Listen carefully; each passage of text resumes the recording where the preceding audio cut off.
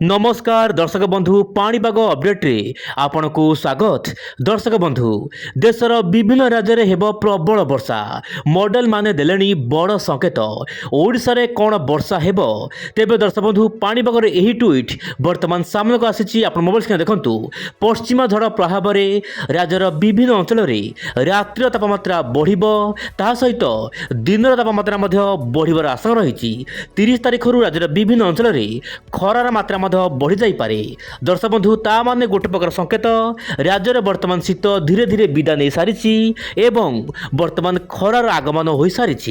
तेज दर्शक बंधु वर्तमान सैटेलाइट इमेज आप देखिपे पश्चिमा झड़ प्रभाव में वर्तमान जम्मू काश्मीर यार आखपाख अंचल में हाल्का मध्यम वर्षा आरंभ हो जाएगी किंतु फेब्रुआरी 1 रु 2 तारिख मध्य देशर विभिन्न भाग में वर्षा प्रबल मात्रा तेज दर्शक बंधु यही समय मध्य आपंकर सर्वोच्च तापमात्रा कौन भाव परिवर्तन हबार आशा ना बरम आपंकर 2 रु 4 डिग्री तापमात्रा बढ़िबो ओडिशा विभिन्न अंचल में आगामी 2 दिन मध्य बोली जहाँ देखा मिलूँ वर्तमान समय।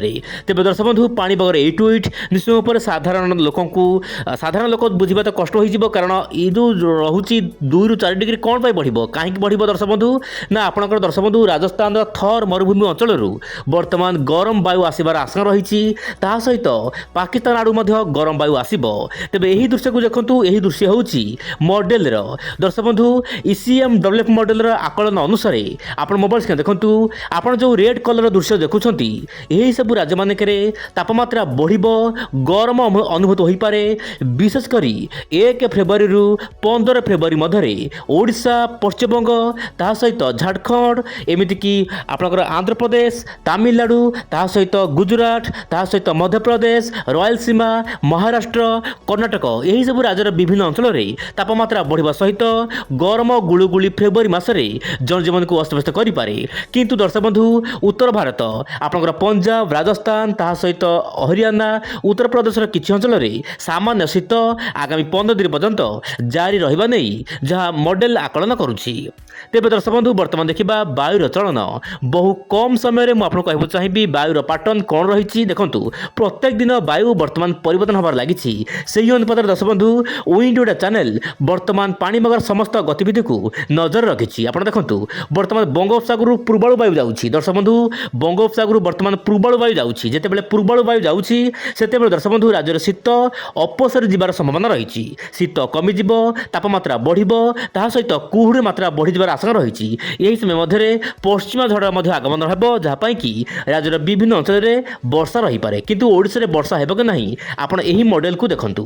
दर्शक बंधु ये हूँ आपंकर AI मॉडल ECMWF मॉडल जो रोचे मेबर AI मॉडल आकलन अनुसार दर्शक बंधु श्रीलंका रे वर्षा रहिबो ता सहित आसाम मणिपुर गुवाहाटी सिक्किम यार आखपाख अंचल में वर्षा देखिए मिल पारे अरुणाचल प्रदेश में हाल्का मध्यम वर्षा सहित तुषारपात उपरी भाग हो पारे माने पहाड़िया अंचल मानक सेहीपरि दर्शक बंधु उत्तर भारत जमीक राजस्थान ता सहित आपंकर हरियाणा पंजाब उत्तर प्रदेश ता सहित आपंकर जम्मू काश्मीर लद्दाख श्रीनगर बिलिकिस्तान यही सब स्थान मानक मध्यम प्रबल वर्षा झड़ तूफान भली समस्या देखा मिल पारे बोली जहाँ मॉडल आकलन करुँच किंतु बड़ कथा होड़शा रे वर्षा हेब कि आप मोबाइल देखो हाँ दर्शक बंधु ओडिशा रे हाल्का मध्यम धरण वर्षा हेब किंतु भारी वर्षा हेब कि नहीं ताहा वर्तमान कौन मॉडल आकलन करूना किंतु आप देखो झारखंड ता सहित बिहार केतक अंचल में हाल्का मध्यम धरण वर्षा रही पारे बोली जहाँ सूचना मिलूँ। तेज दर्शक बंधु बड़ खबर होड़शा रे वर्षा हेब कि नहीं